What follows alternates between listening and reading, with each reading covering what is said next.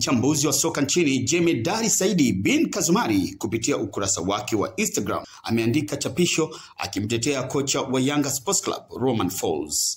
Katika chapisho hilo, Jemedari Saidi ameandika hivi: heshimuni kazi za watu. Kocha amecheza jumla ya mechi 9 na ameshinda zote kwa 100%.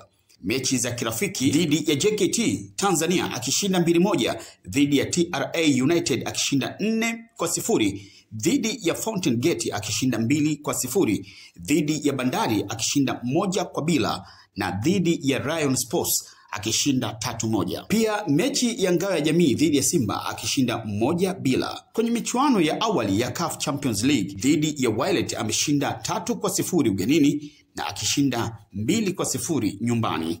Lakini pia kwenye mechi ya NBC kwa maana ya ligi ameshinda 3-0 dhidi ya Pamba. Mechi 9 timu imepata ushindi kwa 100%, imefunga mabao 21 na imefungwa mabao 2, ina clean sheet 7. Kocha mnataka afanyeje? Atoe figo zake awape? Kweli inawezekana hamridhiki na aina mchezo unaochezwa, lakini mnakosa hoja kwa kuwa anajaribu kuingiza mawazo yake kwenye timu. Kitu ambacho si chepesi kushikwa na wachezaji, inahitaji muda, lakini anapata matokeo mazuri pia wakati huo.